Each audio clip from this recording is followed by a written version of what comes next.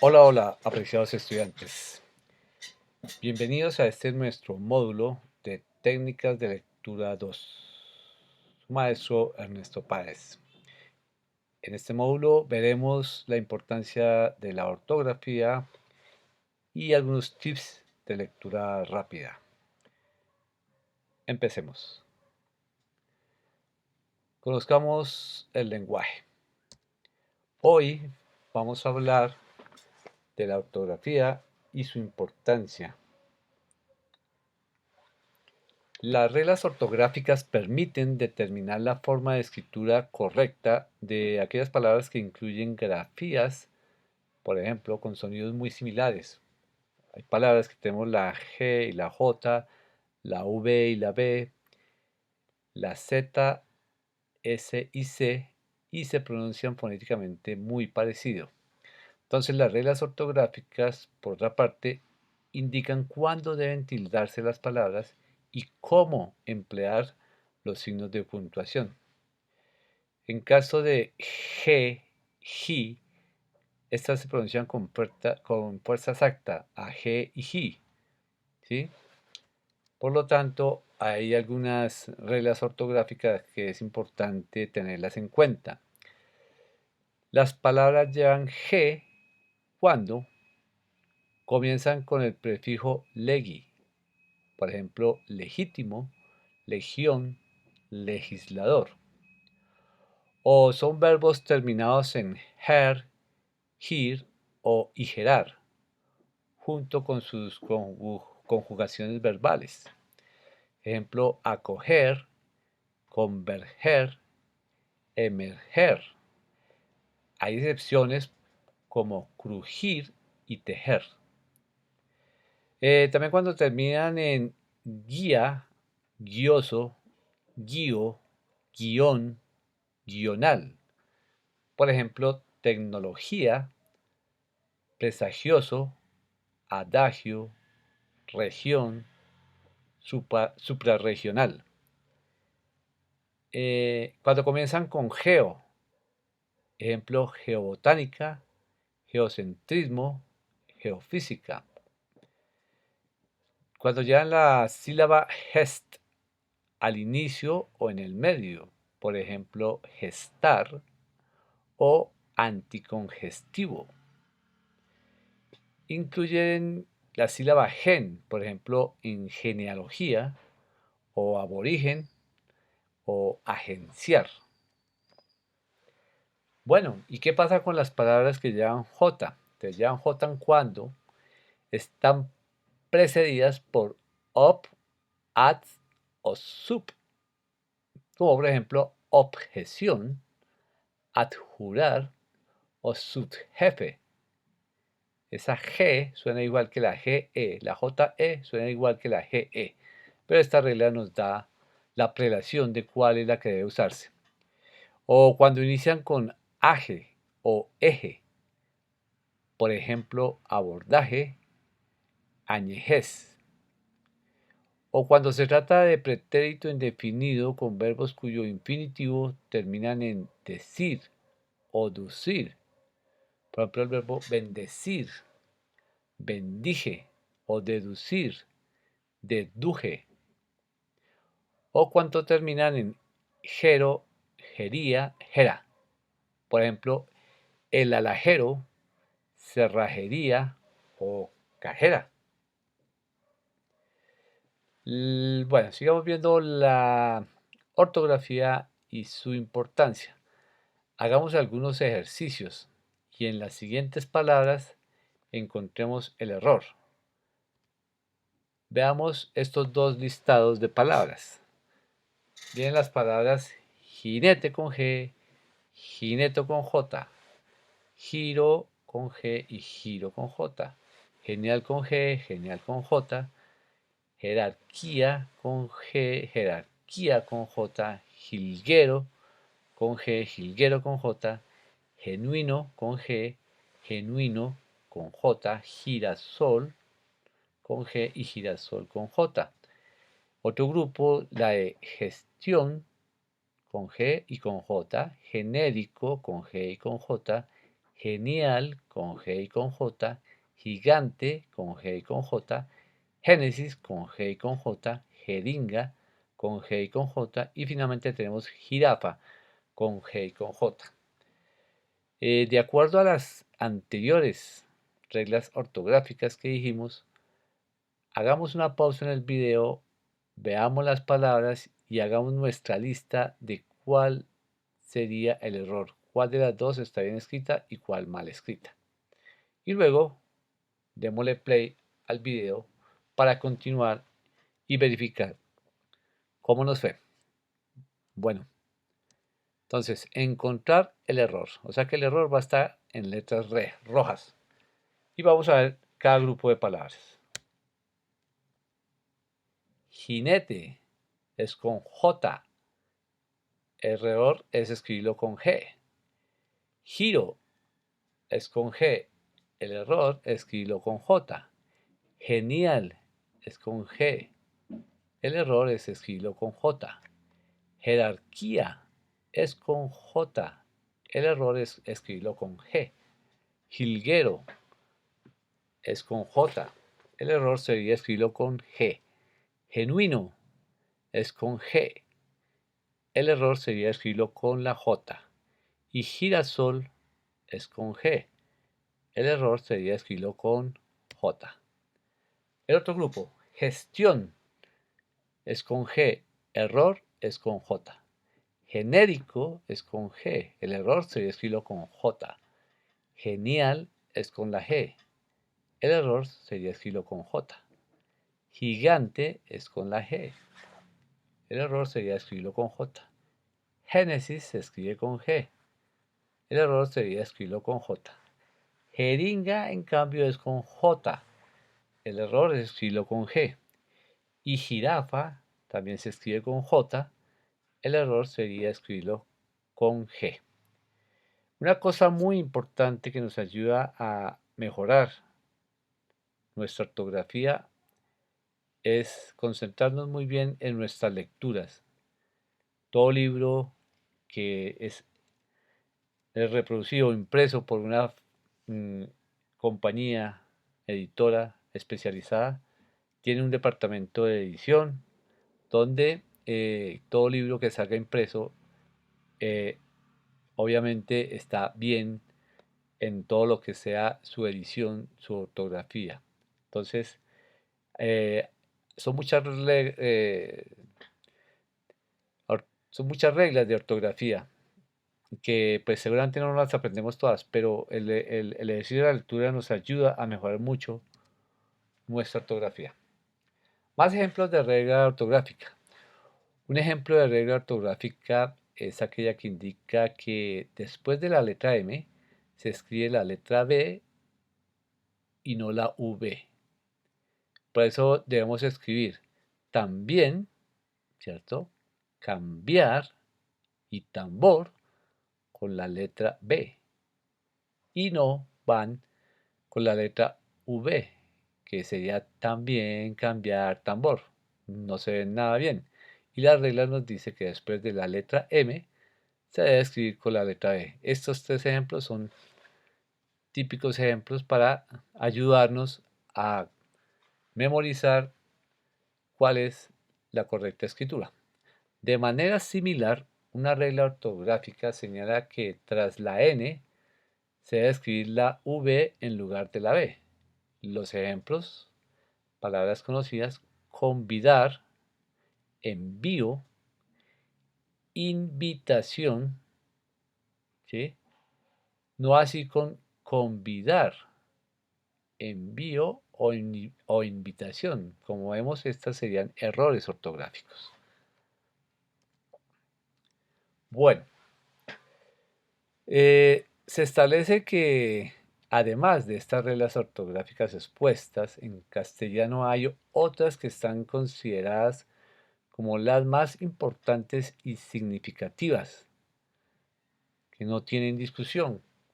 Por ejemplo, todas palabras que contengan bra, bre, bri, bro y bru, escritas con B, siempre se van a escribir con la letra B, no con la V. Se establece que se escribe con B cuando después hay una consonante. Ejemplos de estos son obvio y obstruir, entre otros.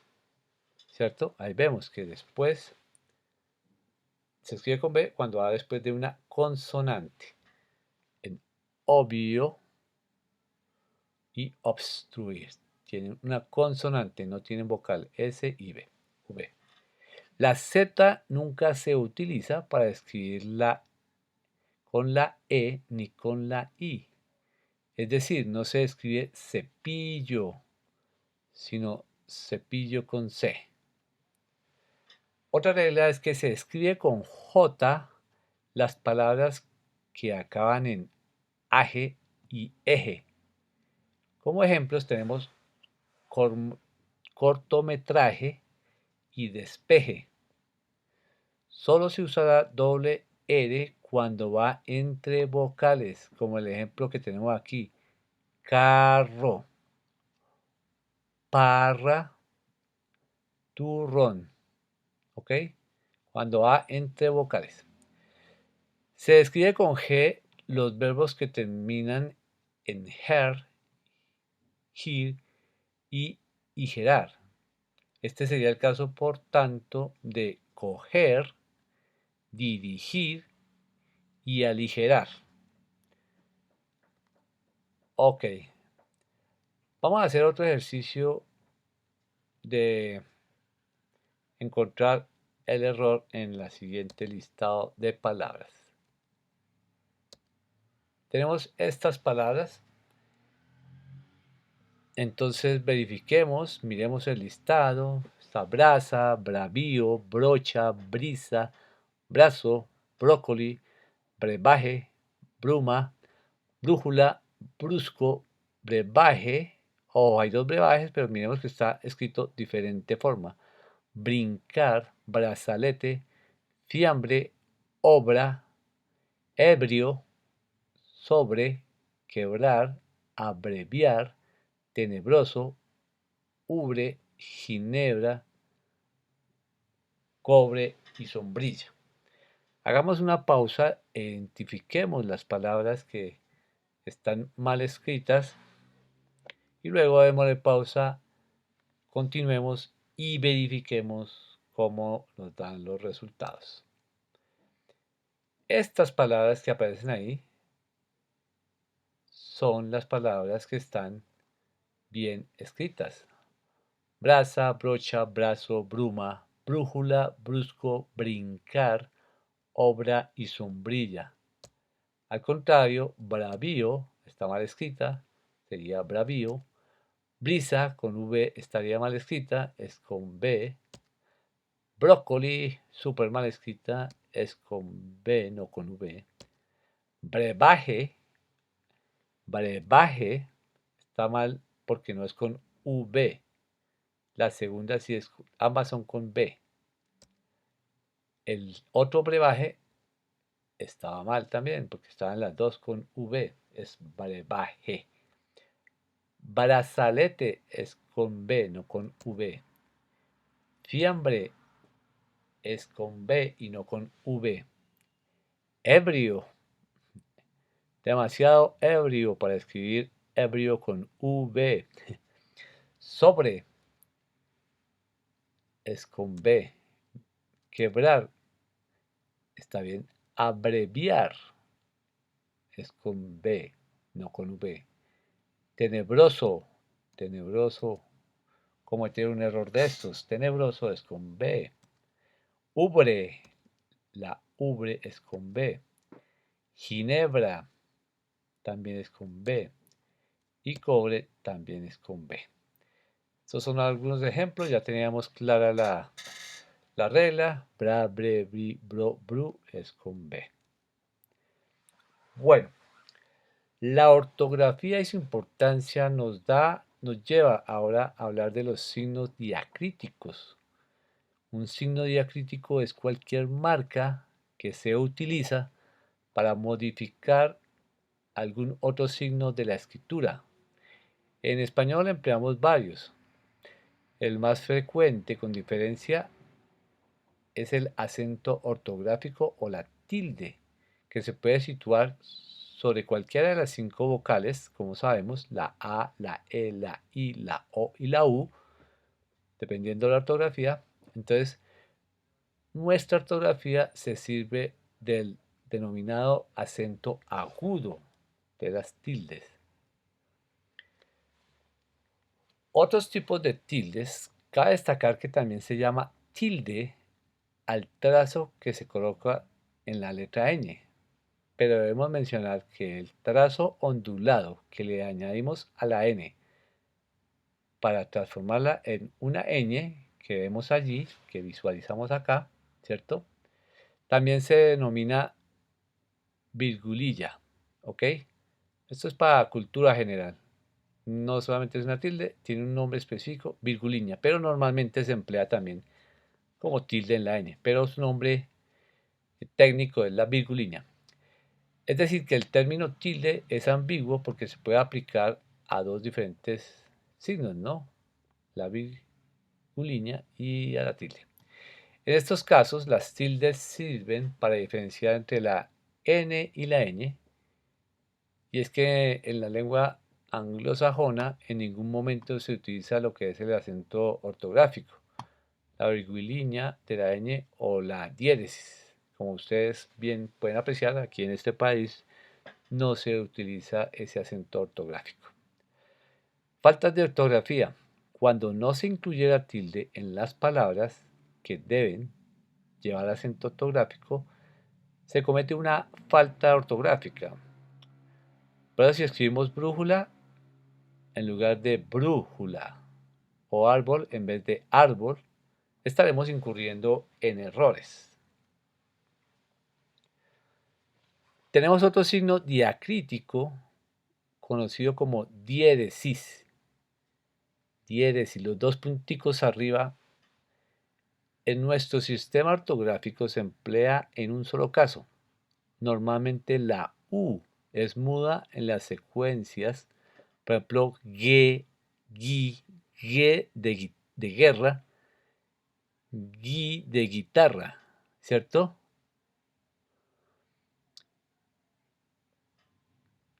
Porque ahí es como si leyéramos directamente la G y la E, guerra, o la G y la I, guitarra. Ahí no suena la U.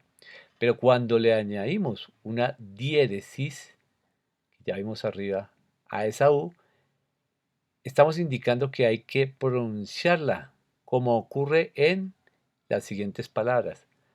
Vergüenza. Ahí no decimos, si no tuviera la diéresis estaría mal porque diríamos vergüenza. Pingüino. Con la diéresis le damos sonido a la U. Pingüino. Cigüeña y pedigüeña son ejemplos. Deben escribirse también sobre las letras mayúsculas. El hecho de que sean mayúsculas no quiere decir que no lleven esta diéresis, como las palabras bilingüe y lingüística. Bueno, la tilde diacrítica. La tilde diacrítica es un acento gráfico que se utiliza en palabras monosílabas o pueden ser bisílabas o trisílabas también. Pero cuando utilizamos en palabras monosílabas o en palabras que describen igual, pero que tienen distinto significado y en algunos casos distintas funciones gramaticales, la tilde diacrítica sirve para distinguir estas palabras y evitar ambigüedades en el lenguaje escrito. Sí, muchas veces nos presentan ambigüedades en el lenguaje porque obviamos una tilde donde debería ir o hay una tilde donde no debería ir. A continuación veremos todos los monosílabos que llevan la tilde diacrítica. Vamos a hacer este ejercicio porque es importante y veremos cómo una tilde nos puede cambiar el sentido de una oración. ¿Qué son los monosílabos? Son las palabras que se pueden clasificar según el número de sílabas. O sea, las palabras se pueden clasificar según el número de sílabas que tienen, ¿sí? Entonces, cuando hablamos de monosílabos, son las palabras que están formadas por una sola sílaba. Como ejemplos tenemos pan o la palabra tren, la palabra pie, la palabra rey. Son una sola sílaba, no las podemos dividir. No podemos p, no, es una sola sílaba. Por eso se llaman monosílabas. Las bisílabas son las palabras que están compuestas por dos sílabas. Ejemplo, alto, casa, blanco, cuento. Como vemos ahí, podemos dividirla en dos sílabas. Alto, casa, blanco, cuento. Con la misma metodología podemos hablar de las palabras trisílabas. Son las palabras que están constituidas por tres sílabas. Como ejemplos tenemos comida, corbata, plátano. Las dividimos en tres sílabas. Y las polisílabas son las palabras que están formadas por más de tres sílabas. Ejemplo, mantequilla, espantapájaros, que tiene seis sílabas. Audífonos, que tiene cuatro. Ahora, los monosílabos están compuestos por una sola sílaba y por eso no llevan tilde. Ahora bien, existen algunas excepciones en las que los monosílabos llevan tilde para distinguirlos de otras palabras con significado diferente, pero que se escriben de la misma manera. Solo se diferencian por esa tilde, y esa tilde es la que llamamos tilde diacrítica. Los ejemplos que teníamos aquí, pan, tren, pie y rey, no llevan tilde. En general no. Y algunas monosílabas sí, que son las que vamos a ver. No son tantas, pero es importante que las veamos y veamos los ejemplos para ver cómo difieren.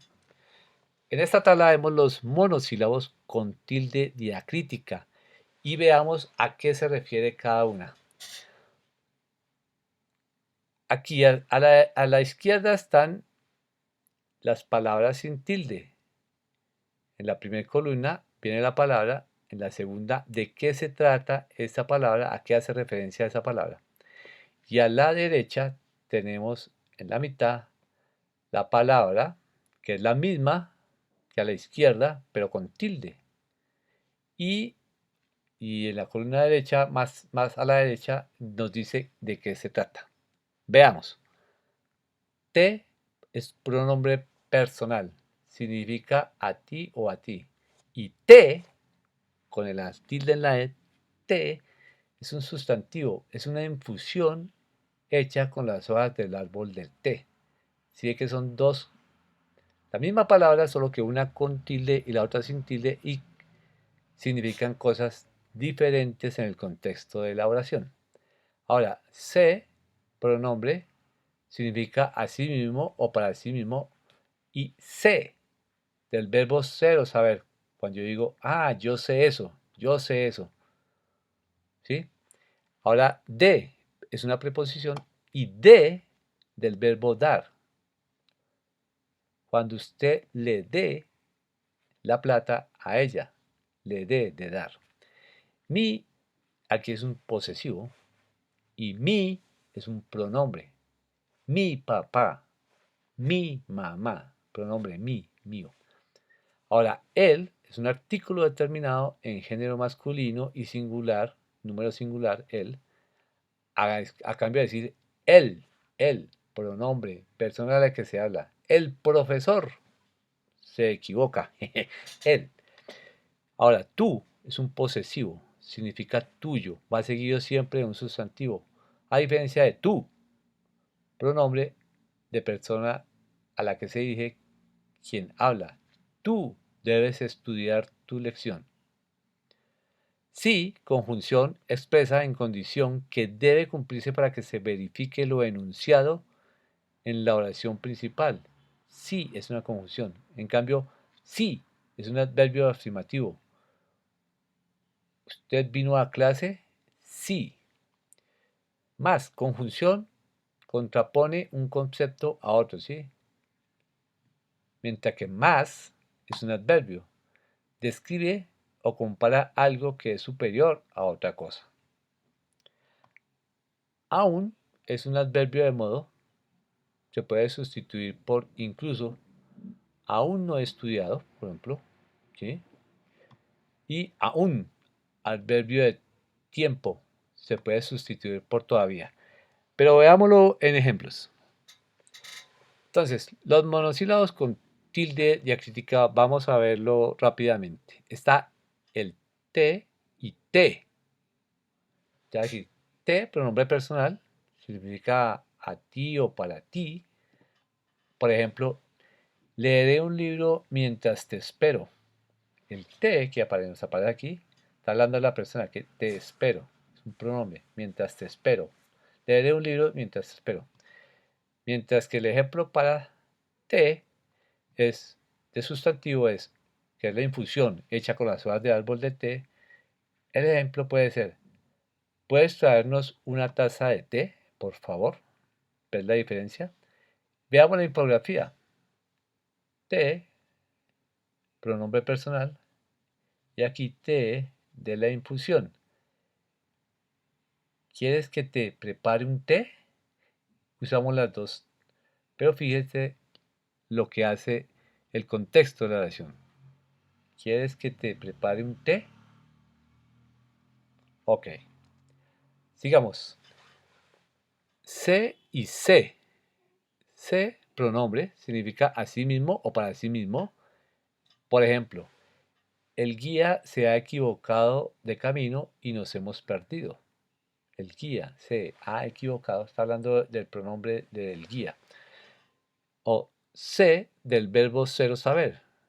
Por ejemplo, sé que ha sido el perro quien se ha comido tu tarta. Ahí es de conocimiento, de saber. Yo sé que ha sido el perro quien se ha comido tu tarta. Sé de conocimiento, sé de pronombre. De y de proposición. Por ejemplo, compramos un juego de mesa muy divertido. ¿Sí? Es una proposición que está uniendo estas dos oraciones. Compramos un juego de mesa muy divertido. Y de verbo dar. Ejemplo, ¿quieres que te dé algo de comer? De dar. ¿Quieres que te dé algo de comer? Aquí lo vemos. De dar y de preposición. Mi y mi. Mi posesivo significa mío. Va siempre seguido de un sustantivo. Por ejemplo, mi pelota favorita es de color rojo. Mi pelota favorita es de color rojo. Y mi, que sería un pronombre, significa a mí, para mí, sin mí. Va precedido siempre de una preposición. Por ejemplo, ¿has hecho esto para mí? ¿Has hecho esto para mí? Otro artículo y otro pronombre. Él y él. Él es artículo determinado en género masculino y número singular. Él. Plural sería ellos, ¿no? Va seguido siempre de un sustantivo. Por ejemplo, no pude leer el libro que me dejaste. No pude leer el libro que me dejaste. Y él, el pronombre, persona a la que se habla. Entonces, por ejemplo, hablé con él y me contó su versión de los hechos. Hablé con él y me contó su versión de los hechos. Ahora otro. Tú y tú. Tú es un posesivo, significa tuyo.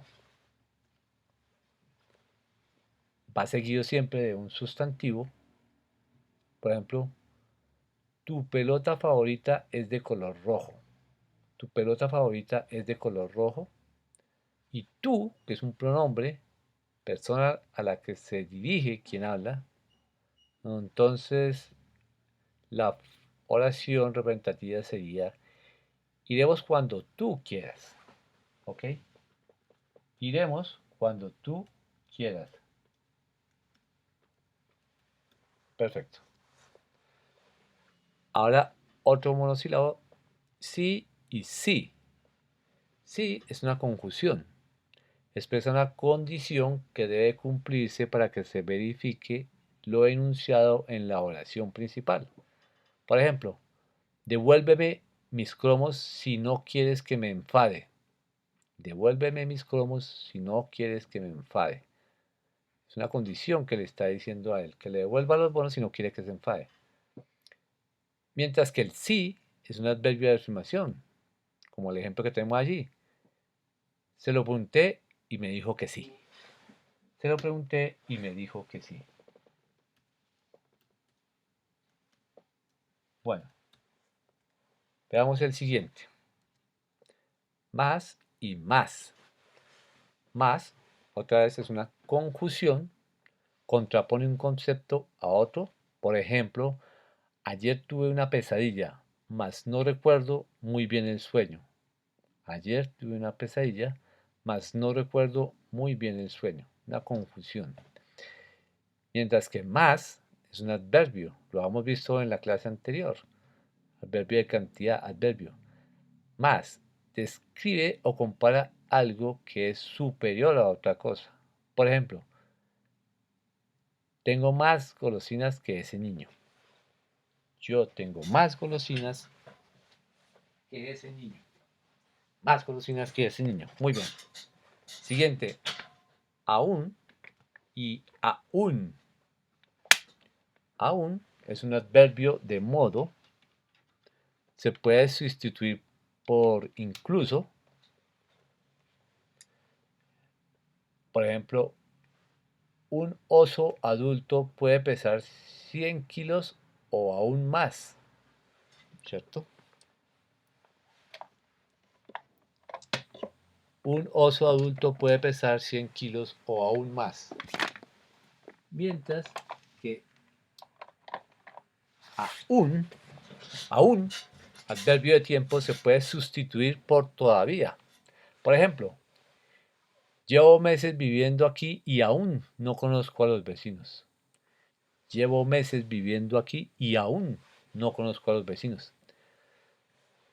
Debemos prestar especial atención al monosílabo aún, ya que no siempre es un monosílabo.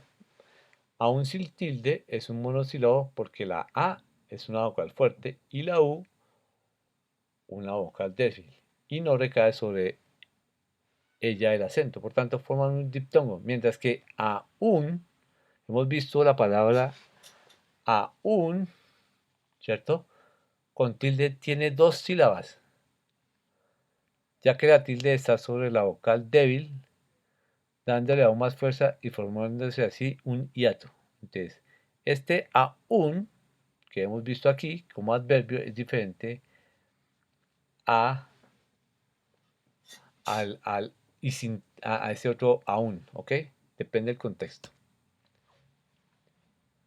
Aquí tenemos un ejemplo gráfico. Dice, aún no he llegado a casa. Aún usando un mapa estoy perdido.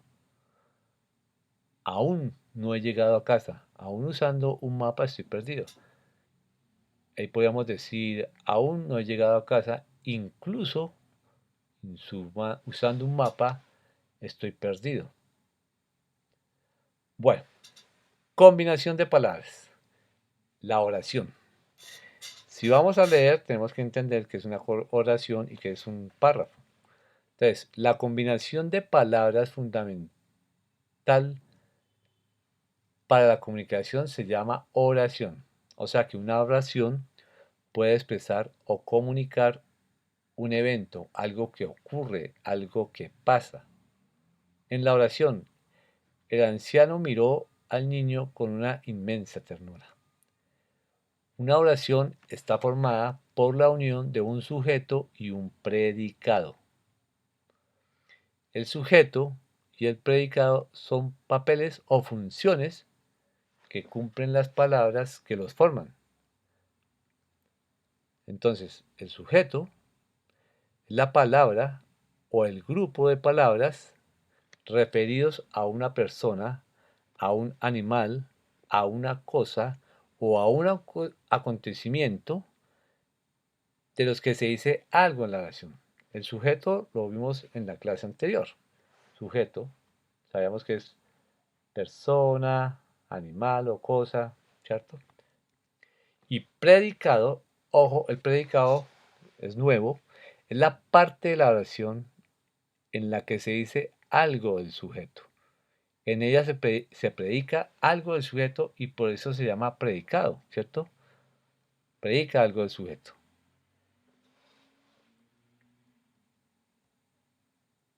En el ejemplo anterior, las funciones del sujeto y predicado están desempeñadas por estos dos grupos de palabras. Sujeto, el anciano, y lo demás es el predicado. El anciano miró al niño con una inmensa ternura. El anciano miró al niño con una inmensa ternura. Es decir, que el sujeto es el anciano y el predicado la acción que nos predice que hizo el anciano. Miró al niño con una inmensa ternura. Vamos a ver las siguientes frases y vamos a identificar, como en el ejercicio anterior, cuál es el sujeto y cuál es el predicado. Entonces dice, Marta viajó a Irlanda a primeros de julio. La otra versión dice, el perro ha estado ladrando toda la noche. La siguiente oración, la puerta está abierta. Y la última dice, el concierto será el próximo sábado 4 de noviembre.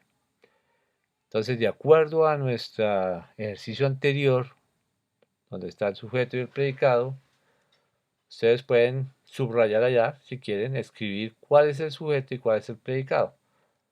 Ponerle play y seguramente nos va a dar igual. Sujeto, sujeto en las oraciones y el predicado. La primera oración, el sujeto es Marta y el predicado, Marta viajó a Irlanda a primeros de julio. La segunda oración, el sujeto es el perro y lo que dice el predicado es que ha estado ladrando toda la noche. La tercera oración, sujeto la puerta, predicado está abierta. Y última oración, el sujeto es el concierto y será el próximo sábado 4 de noviembre. Como vemos es una frase extensa, es el predicado. Nos está dando información detallada de cuándo será el concierto, que es el sujeto del que estamos hablando. El concierto, predicado dice, será el próximo sábado 4 de noviembre. Ok, ahora la oración es la combinación de palabras, como dijimos. Entonces, la función del sujeto de una oración puede ser desempeñado por un nombre o sustantivo, por un grupo nominal o por un pronombre. ¿Qué quiere decir esto? Por ejemplo, por un nombre. Sujeto, Juan. Predicado, ha tenido un accidente. Juan ha tenido un accidente. Hablamos por un pronombre, por ejemplo, el presidente del club, que es el sujeto. El presidente del club dice que el partido se jugará. Dice que el partido se jugará, que es el predicado. Es lo que nos dice del qué dijo el sujeto, el presidente del club. Dice que el partido se jugará. Y nosotros es un pronombre, nosotros. Es el sujeto en este caso, un pronombre. Nosotros iremos a recogerte, es el predicado. Iremos a recogerte. Bueno, ya viendo la oración, lo que sigue más grande que la oración son los párrafos. Los párrafos son unidades semánticas estructurales del texto que pueden estar constituidas por una oración o por una serie de oraciones y supone un bloque temático unitario y homogéneo. ¿Qué quiere decir? Un bloque donde se habla de un tema específico y la información es homogénea a ese tema específico. Pero también cabe aludir a la estructura interna del párrafo, ya que en su interior se suelen distinguir varios elementos dentro del párrafo, como son la entrada principal. Todo párrafo que tiene varios renglones tiene como una entrada inicial. Hay una conclusión. Párrafo debe concluir algo. Pero para concluir debe haber el desarrollo de marcadores textuales o marcadores que nos dicen de dónde a dónde viene la. Siempre empieza con una mayúscula, termina con un punto. Entonces, el elemento más significativo es la primera frase, que es lo primero que se lee, y su misión es introducir la idea central. Por su parte, la última frase debe cerrar la unidad con algún tipo de expresión de recapitulación que sirva para recuperar o insistir en algún dato importante. Esto depende del tipo de párrafo que vamos a ver más adelante muy rápidamente. En la parte central del párrafo, justo en medio, suelen escribirse algunas frases que desarrollan la idea y que en la mayoría de las veces pueden estructurarse mediante los denominados marcadores textuales, que es lo que nos va dando la idea de los párrafos. Hay en general tres tipos de párrafos, ¿sí? Que tenemos que distinguirlos. Son los narrativos, los descriptivos y los argumentativos. Los narrativos nos presentan una narración o relato de hechos o acontecimientos. Las ideas van ordenadas cronológicamente, que es una narración que puede ser secuencial. Y vemos ejemplos en estos párrafos, en textos que vimos la vez pasada, en la clase anterior, el video anterior, también clasificamos algunos textos como narrativos, descriptivos, argumentativos, informativos. Entonces, en los párrafos narrativos también se encuentran los cuentos, leyendas, las fábulas, los mitos, las novelas. Ahora, los párrafos descriptivos, en ellos se hace una descripción minuciosa de un lugar, de una persona o de un evento o de algún acontecimiento. Pues son descriptivos, se hace una descripción minuciosa. Y la descripción es rigurosa o detallada.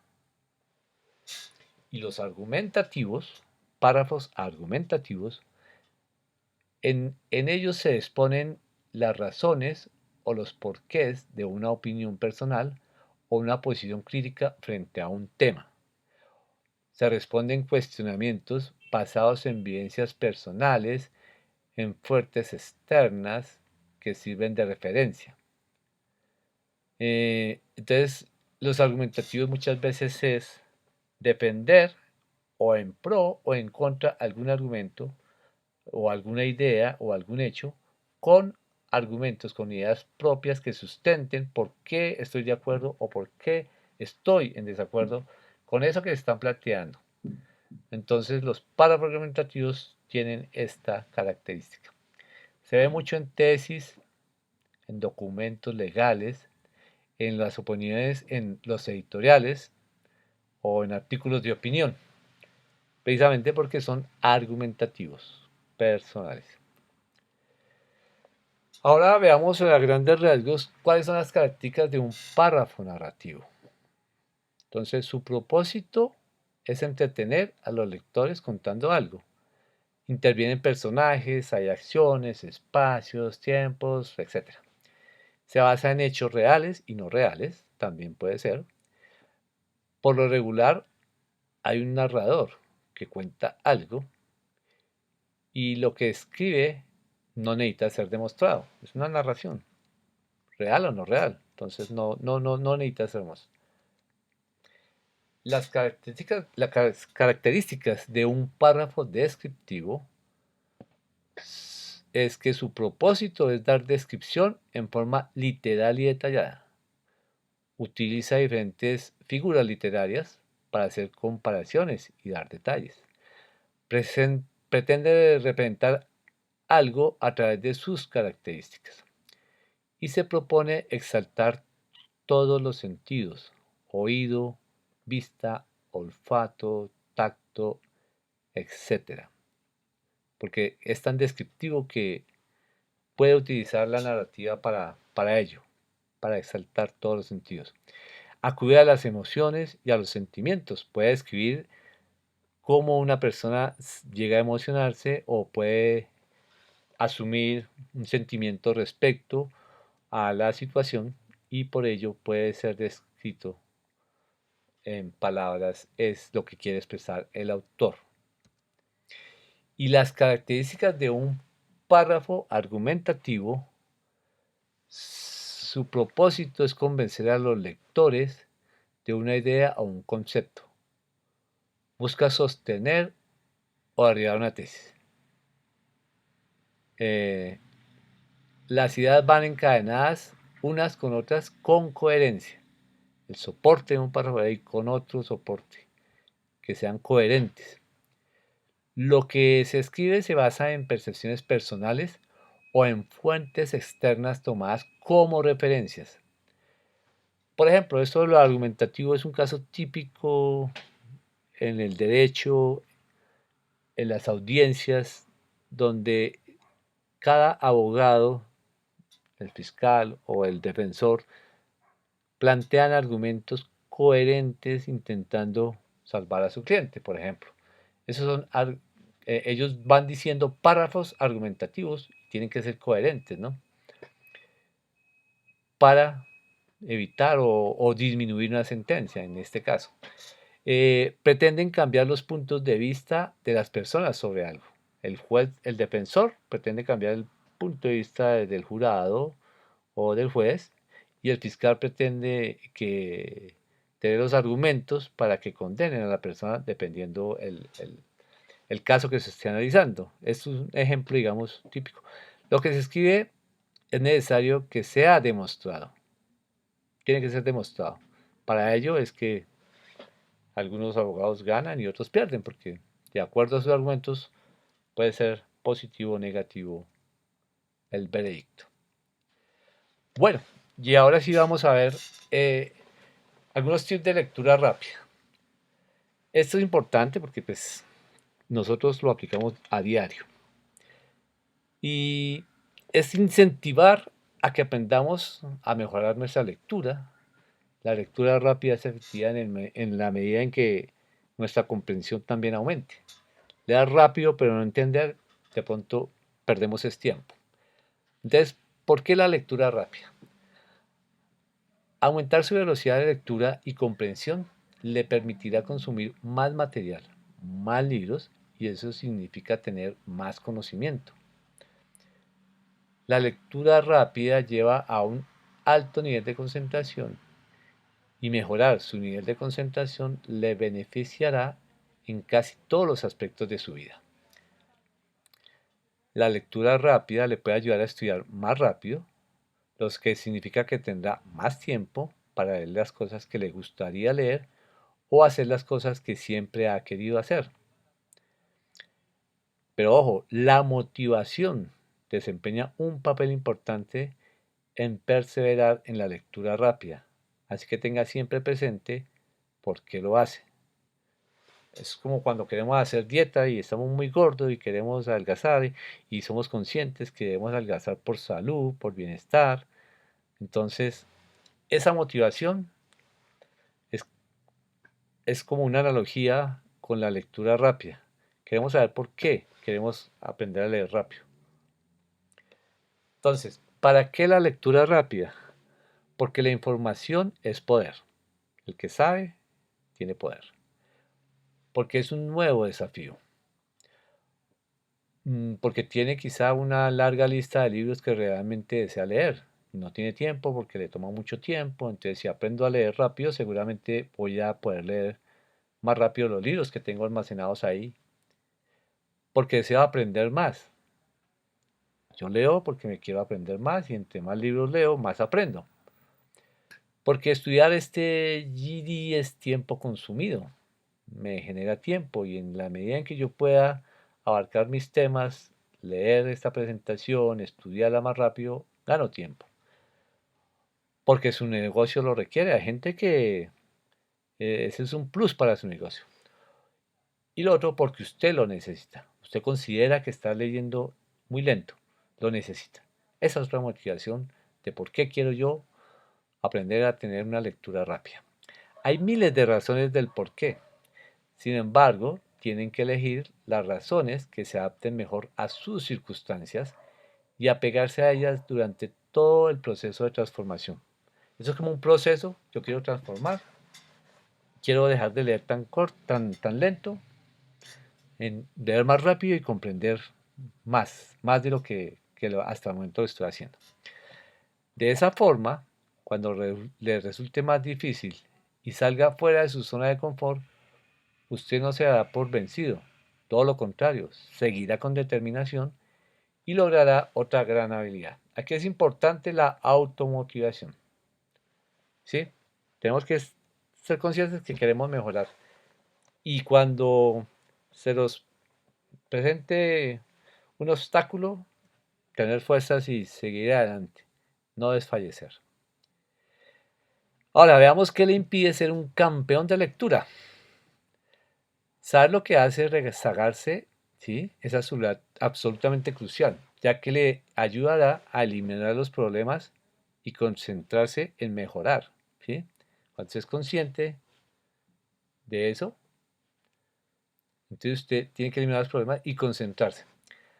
A continuación le presentamos algunos de los obstáculos más comunes que provocan un nivel de lectura más lento o con una menor comprensión. La visión periférica limitada. Esos son algunos de los obstáculos. Visión periférica limitada. ¿Cómo se ayuda? Pues con un ejercicio, movimiento hacia atrás y hacia adelante. Uno de los muchas posibles causas de por qué uno no lee a una velocidad óptima es porque tiene una visión periférica limitada. Y eso es crucial, pero uno puede mejorar. Por ejemplo, uno de los ejercicios más sencillos que puede practicar es sentarse y mirar hacia adelante. Una vez mirando usted hacia adelante, fije su mirada en un punto, lo más dirigido a la izquierda, como le sea posible. Siéntese bien, mire al frente, gire sus ojos hacia la mano izquierda y trate de localizar el punto más distante, como le sea posible. Después, muévalo al otro punto, a su derecha, y haga lo mismo. Mire a la misma altura, pero en la esquina derecha hasta donde pueda. Y luego haga el mismo ejercicio, repítalo, practique este movimiento hacia adelante y hacia atrás, o hacia la izquierda y hacia la derecha, unas 10 veces. Y trate de forzar su visión cada vez más, ¿sí? Esto le ayuda a mejorar su visión periférica. Además, tenga en cuenta que la velocidad en que debe hacer es lo más rápido posible, pero en forma fluida. Usted empieza a hacer ejercicio y después a leer de esa manera también. Y eso le va a ayudar. Otra cosa que le impide es leer palabra por palabra. Leer más palabras a la vez es la solución. Entonces, ¿qué es lo que pasa? Nosotros hemos aprendido casi desde la primaria a leer palabra por palabra. Cuando empezamos a leer en la escuela, leíamos palabra por palabra. Y a veces nos quedamos con esa práctica. ¿Y por qué es un hábito malo que nos daña la velocidad? Porque cuando leemos palabra por palabra, los ojos como que están muy quietos, ¿sí? Y leer palabra por palabra, sus ojos leen más lento. Entonces, haciéndolo de esta manera, se traduce en que sus ojos se demoran medio segundo, ¿sí? Entonces, así que, por ejemplo, un lector que lee palabra por palabra puede tomar 7 segundos para leer una frase. Cuando usted lee más palabras a la vez, ¿sí? Sus ojos paran menos veces, lo que significa que es menor tiempo de lectura. Un lector muy rápido solo se detendrá sus ojos 2 veces en una frase, lo que necesitará un segundo para leer. O sea que eso es 7 veces más rápido que un lector lento. La medida en que le damos más palabras y ayudándonos con la visión periférica, vamos a ser más rápidos. Además, hay una buena razón por la cual las palabras, leer palabra por palabra, no es una buena opción. Porque el pensamiento se va formando palabra por palabra, ¿sí? Entonces no va a coger la idea principal más rápido. La subvocalización. Bueno, hablamos más lento de lo que pensamos. Entonces esto nos retrasa. ¿Qué es eso de la subvocalización? ¿Se han escuchado una vocecilla detrás de su cabeza al leer las palabras de los libros? Esa es una vocecita que cuando uno está leyendo como que siente esa vocecita, eso lo retrasa a uno, le para a uno más bolas a la vocecita que a la lectura. Entonces es una de las razones por las que la gente no lee más rápido de lo que podría. Hablamos más lento de lo que pensamos y esa voz nos hace que nos retrasemos más al pronunciar las palabras. No hace falta hacer eso. Estamos leer, olvidándonos de la vocecilla, leer continuo y olvidarnos de esa vocecilla que a veces nos retoma. Es como cuando estamos aprendiendo inglés y empezamos a pensar en inglés. No, hay que leer, como conocemos y seguir, continuar. Con la práctica se va perdiendo esa vocecilla. Otra cosa que nos demora a veces es releer palabras. Y a veces releemos palabras porque no recuerdo palabras o porque algo no le hace sentido, ¿sí? Algo de lo que leyó no le hace sentido. Entonces releer es un problema que pues nos afecta a muchos lectores, especialmente con textos complejos, eso a veces es natural. Eh, y básicamente el problema consiste en releer el texto que ya leyó porque no recuerda algo o porque algo no le hace sentido, entonces el problema se supera con la ayuda de las técnicas que estamos viendo acá, ¿sí? O sea, ampliar nuestro vocabulario, leer más rápido, ampliar nuestra visión panorámica. Otro problema que nos impide son los ojos cansados. Ritmo más lento porque sus ojos se cansan. El problema es que se encuentra mucha gente a veces que lee a un ritmo mucho más lento que su máximo potencial porque sus ojos se cansan. Entonces, al leer, sus ojos se mueven muy rápido, de izquierda a derecha, que es natural, pero a veces se cansan, ¿cierto? Se cansan. Eh, a veces es bueno hacer una pausa también, porque es mejor hacer una pausa, descansar los ojos y después retomar la lectura, que la podemos hacer más rápida, a leer con los ojos cansados, que de pronto nos invita a retomar una lectura, ¿sí?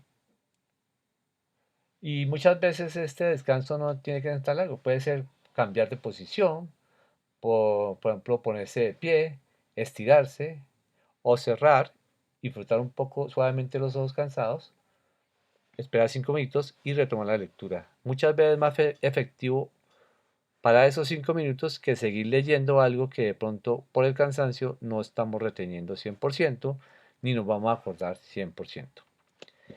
Otra causa es la mala visión. La salud de los ojos puede afectar la velocidad, ¿sí? La mala visión obviamente nos va a limitar la lectura. Hablamos de que una visión periférica puede influir en la velocidad de la lectura. Sin embargo, muchas personas en realidad no toman en cuenta es que la salud de sus ojos está de pronto aminorada. Entonces de pronto ya necesitamos de gafas, ¿cierto? Nos cuesta más trabajo porque no tenemos gafas. Entonces es importante revisar regularmente los ojos y si tenemos gafas, muchas veces es importante ver si ya no han expirado y necesitamos un aumento, por ejemplo. ¿Sí? Entonces, que los anteojos, si están recetados, sean los que realmente necesita o si necesita cambiarlos cuando el médico piense que prescriben.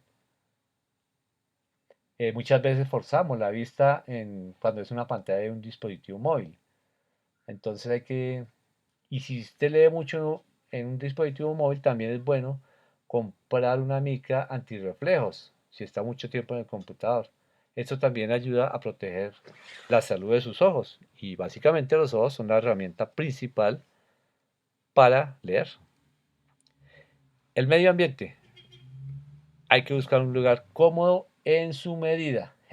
Quiero hablar cómodo en su medida porque a veces estamos arrunchados de pronto en la cama por el frío y queremos arruncharnos y ya es demasiado cómodo y de pronto nos invita más a dormirnos, a descansar que a leer. Entonces, obvio que todas las lecturas tienen su prioridad. Si yo no creo que nos metamos a la cama a estudiar porque pues no vamos a coger mucho. Si es una lectura recreativa, de pronto lo podemos hacer en un ambiente más relajado. Pero el ambiente es un factor importante. Si, por ejemplo, si desea leer más rápido, debe encontrar un lugar donde se sienta cómodo, pero no muy cómodo como la cama, y donde no lo distraigan. Entonces, si por ejemplo, si usted quiere estudiar para un examen, seguramente evitar hacerlo en su dormitorio, porque es muy probable que se distraiga, o si está en la sala de estar y está el televisor prendido, también lo puede de pronto desconcentrar, o la música muy fuerte. La importancia es de que cada uno nos debemos conocer a sí mismos y sabemos en qué momento nos dejamos influenciar por el medio ambiente. Entonces, lo mejor es encontrar un cuarto vacío, donde se esté tranquilo, que nadie lo moleste y que sea lo suficientemente cómodo, no tan cómodo, para poder estudiar. Falta de sueño, eso también afecta a la lectura rápida. Dormir más aumenta la productividad. Obviamente, una persona que duerme sus 8 horas es mucho más productiva en su trabajo y si se trata de leer, pues obviamente va a tener una mejor concentración para la lectura. Entonces, es importante dormir lo suficiente, porque no dormir suficiente afecta la capacidad de concentración. Y eso, si usted no tiene buena capacidad de concentración, va a afectar su capacidad, su velocidad de lectura. Entonces va a ser más fácil que se distraiga. Estar somnoliento, no puede comprender lo que lee y reduce su velocidad. Entonces, piense en la cantidad de horas que necesita dormir cada noche para sentirse mejor y tener esas horas de sueño que le permitan poder hacer una lectura placentera, rápida, veloz y con mayor concentración. Ahora, vocabulario insuficiente. Eso es algo que también nos pasa.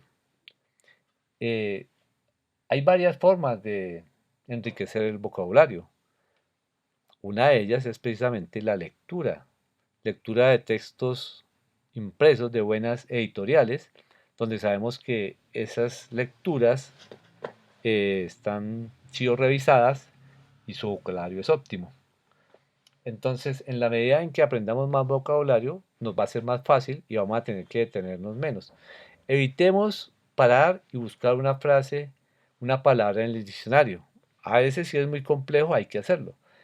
Pero aprendamos a que una palabra, de acuerdo al contexto cuando leemos, podemos deducir, si es una palabra nueva, a qué se refiere. Muchas veces en el contexto. Esto es lo mejor. Ya, si no hay, porque buscar el diccionario, si es necesario, hay que hacerlo, pero eso obviamente nos va a hacer que la lectura sea más lenta. O sea que lo mejor es sacar por el contexto la palabra en la medida de lo posible. Obviamente para un examen usted necesita estar 100% seguro de lo que leyó para que tenga el concepto que requiere. Lo otro es que no practica lo suficiente. Para eso, lo único que hay que hacer es practicar, practicar, practicar para adquirir la destreza. Eso es como la analogía del entrenamiento cuando queremos adelgazar, ¿cierto?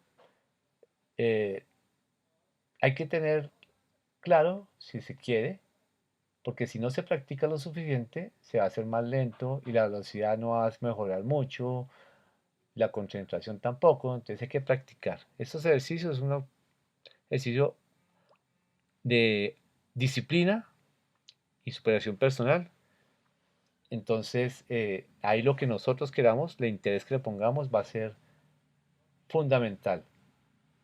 Lea en el autobús, lea durante su descanso de almuerzo, lea antes o después del trabajo.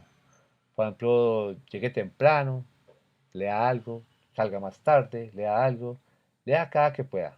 pero no deje pasar un día sin tener mínimo 30 minutos de lectura. Y hágase ejercicios, lea y mientras se dirige a su trabajo lee, mientras camina se va preguntando de la lectura qué, qué mensaje le dejó, o sea, para evaluar su concentración, ¿sí? Con ese ejercicio, entre más lea y más lo practique, al menos 30 minutos diarios, va a mejorar su capacidad de lectura y su capacidad de comprensión, porque se le va a convertir en un hábito que hace muy saludable, diría yo. La lectura es un hábito muy saludable, muy divertido, puede buscar textos que le gusten de su interés y seguro que cuando usted encuentra esos dos, lectura divertida, el tiempo, le va a ser muy fácil empezar a mejorar su destreza. Y su zona de confort, pues la zona de confort es que muchas veces nosotros hacemos cosas hasta donde queremos, pero no nos esforzamos. Entonces, si nos quedamos en la zona de confort, seguramente vamos a llegar a un punto en el que nos sentimos bien ahí, pero no queremos dar más porque me toca hacer más práctica, practicar más las técnicas de lectura, leer y leer y leer y releer. No, si queremos una meta, cumplir una meta, nos toca salirnos de nuestra zona de confort, es decir, que se nos exija otras cosas, exigirnos para mejorar esas metas. Entonces, leer más rápido es algo que se puede activar y después de que lo activemos, se puede vivir con eso para el resto de la vida, ¿sí? Seguramente habrá lecturas que quieras hacerla más despacio, pero si la idea es crecer, vas a querer leer, leer, leer, aprender, aprender, aprender. Y esa habilidad después se vuelve algo intuitivo que depende del tiempo, lo que quieras, lo prendes esa habilidad o la apagas de acuerdo a lo que la lectura que tú quieras hacerla rápida o lenta, ¿sí? Bueno, esos son algunos de los problemas que nos podemos enfrentar. Ahora vamos a ver los tips de lectura rápida. Entonces, seguimiento. Este es uno de los ejercicios de lectura rápida más frecuente y es posible que ya estés familiarizado en hacerlo. Para decirlo en pocas palabras, a veces uno lo hace intuitivamente, ¿sí? O sea, significa que hay que seguir las palabras que estás leyendo con los dedos o con una tarjeta. Quizás yo lo haya hecho antes, ¿cierto? A veces se hace eso mucho, sobre todo en el metro, donde tú vas, que hay movimiento, entonces tú utilizas algo con los dedos para no perderte con el movimiento. Pero hay que hacerlo en el metro o sentado, en cualquier momento que uno pueda hacerlo, es muy bueno, porque es un método sencillo que lo puede llegar muy lejos cuando se trata de mejorar la velocidad de lectura. Y hay varias maneras en que se puede hacer, y cada forma es adecuada para ciertos tipos de texto. Entonces vamos a mirar las formas de hacerlo, porque no es lo mismo leer un texto de una columna del periódico Angosta a un texto de una novela de un libro más grande, ¿sí? Entonces, seguir a la izquierda. Este es importante y es hacer lo siguiente. Apuntar siguiendo hacia la izquierda es el ejercicio donde utiliza su dedo índice de cualquier mano, pero utilice su dedo índice y comience en el margen izquierdo del texto, ¿sí? Pone su dedo en el margen izquierdo del texto en el primer párrafo, la primera línea. Entonces empiece colocando su índice en la parte izquierda de la página donde inicia. Lea moviendo los ojos hacia el lado derecho, de izquierda a derecha, y una vez llegue a la otra punta, mueva el dedo hacia abajo, al renglón de abajo, moviendo el dedo hacia abajo en línea vertical. Eso para estimular sus ojos a moverse más rápido. Cuando usted está seguro que amplió su visión periférica y empieza a leer así rápido y baja el dedo, usted está seguro de que el siguiente renglón que va a leer no es uno más abajo ni uno más arriba, sino que es el que corresponde. Entonces, estimula sus ojos a moverse más rápido, mueve el dedo hacia abajo a un ritmo más rápido. Este método es adecuado tanto para columnas de textos estrechas, como las de los periódicos, por ejemplo, como para columnas más anchas, como las de las novelas. Apuntar a la izquierda es muy útil, ya que entrena a sus ojos para seguir la línea más rápido. Además, es muy útil cuando se está cansado y cuando desea mantenerse concentrado. Seguir a la derecha. Este ejercicio es muy similar al descrito anteriormente. La única diferencia es que usted va a colocar el dedo sobre el margen derecho del texto. El truco está en que se concentre en el dedo que colocará al final de la línea, en vez de realizar el dedo. Pruebe los dos ejercicios y vea cuál se adapta mejor y resulta más cómodo.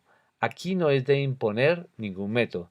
Aquí es que ustedes hacen estos ejercicios de manera autodidacta y con el que se sientan más confortable.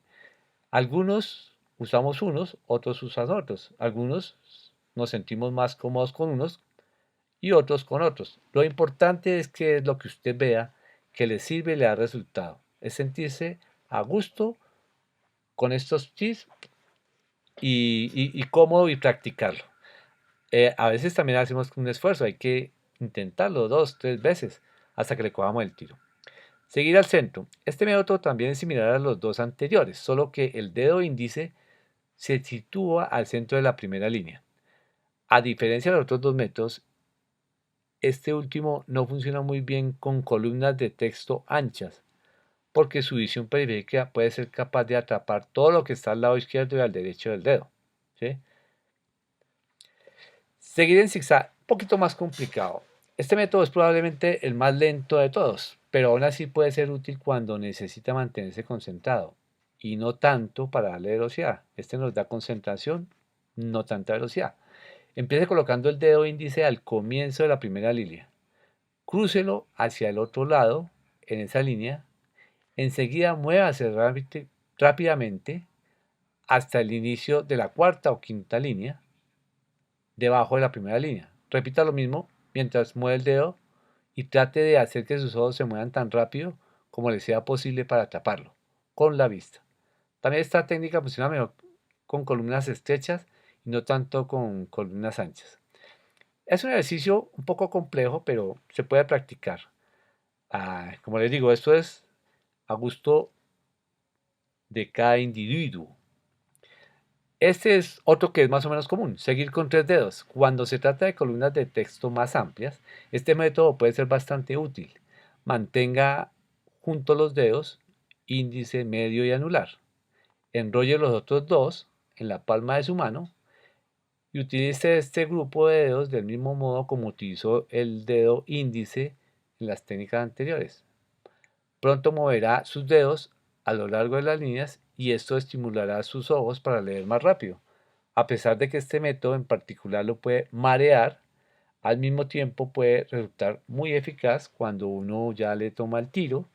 Es un método que ayuda también a rapidez de lectura. Doble seguimiento. Si quiere leer textos de una amplia columna tan rápido como le sea posible, este método de seguimiento le será de gran utilidad.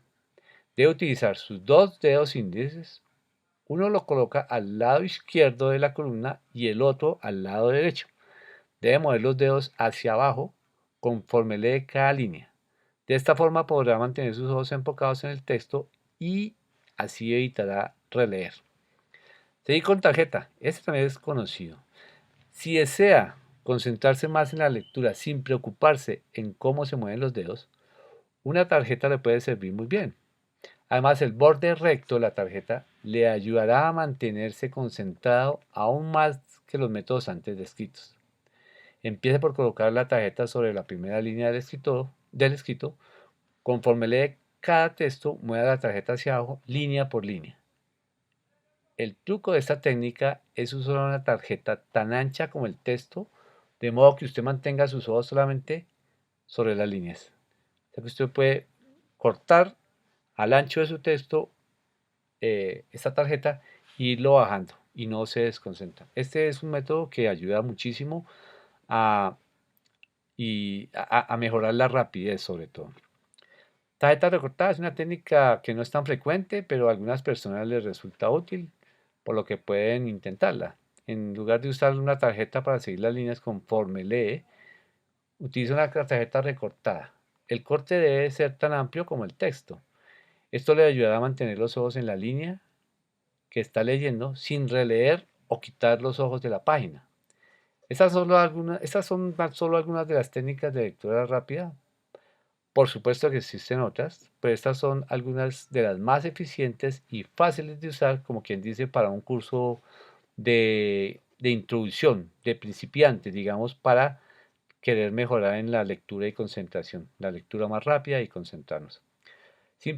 Leer rápido sin perder concentración, porque de nada nos sirve leer rápido, pero no tener concentración. Da lo mismo, vamos a perder más tiempo. Ahora, recuerde que solo son herramientas de lectura rápida. Por tanto, asegúrese de utilizar con las que usted se sienta cómodo y hágalo tan a menudo como le sea posible. Bueno, ahora para finalizar vamos a hacer una práctica de comprensión de lectura, pero esta práctica, estas son las indicaciones para que entendamos y después evaluemos. Entonces, como esto es un ejercicio más que todo autodidáctico y de motivación personal, les voy a dar las siguientes indicaciones. Primero, en las siguientes 3 diapositivas, ¿sí? Van a encontrar un cuento para leer. Para leer. Antes de leer, elija una habitación donde no lo perturben y si está en el trabajo, intente demostrar a la gente que no quiere que se le moleste durante la hora del almuerzo. Si su intención es leer y recordar lo que está leyendo, es aconsejable elegir una silla dura o sentarse con la espalda recta. ¿Sí? Son mejores opciones. Tenga un cronómetro en la mano de su celular o reloj y haga su lectura de forma como normalmente lo realiza hasta la fecha.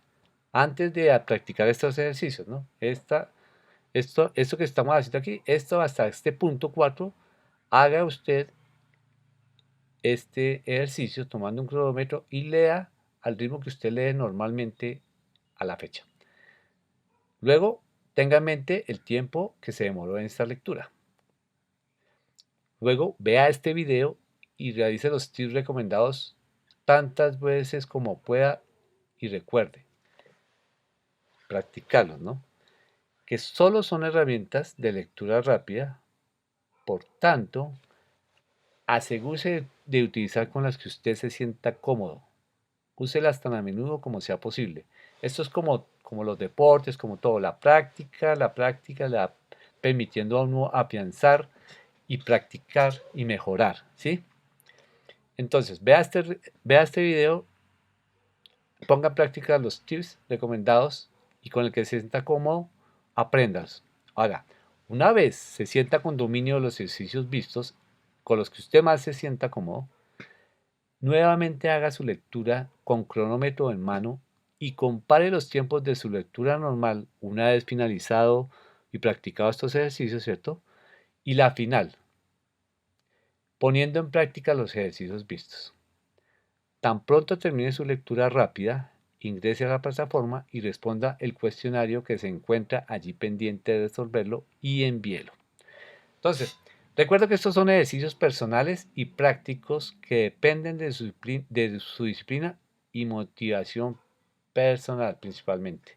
Pero tenga en cuenta que en la medida en que usted domine esas técnicas y haga lecturas más rápidas y mejore su comprensión, es algo que usted va a aplicar en su vida diaria, es una herramienta sin igual para ganar tiempo para todo, bien sea para descanso, bien sea para disfrutar lecturas de interés.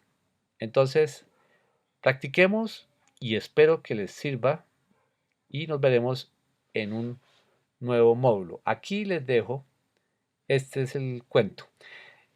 Es corto porque este es un pequeño ejercicio que vamos a hacer. A futuro podemos hacer cuentos más largos de 5 páginas, hacer que nos tomen más tiempo. Este de pronto no toma mucho tiempo leerlo, pero como estamos empezando, hacemos un cuento corto. A futuro podemos hacer las mismas prácticas que estamos haciendo acá con un cuento más largo y contestando y verificando qué tanto nos rindió antes y después de hacer los ejercicios. Se llama Los Músicos de Bremen, lo leerán en casa y en la plataforma encontrarán el ejercicio para que contesten a ver cómo les fue con la concentración. Muchas gracias y nos veremos en una nueva oportunidad. Muy agradecidos.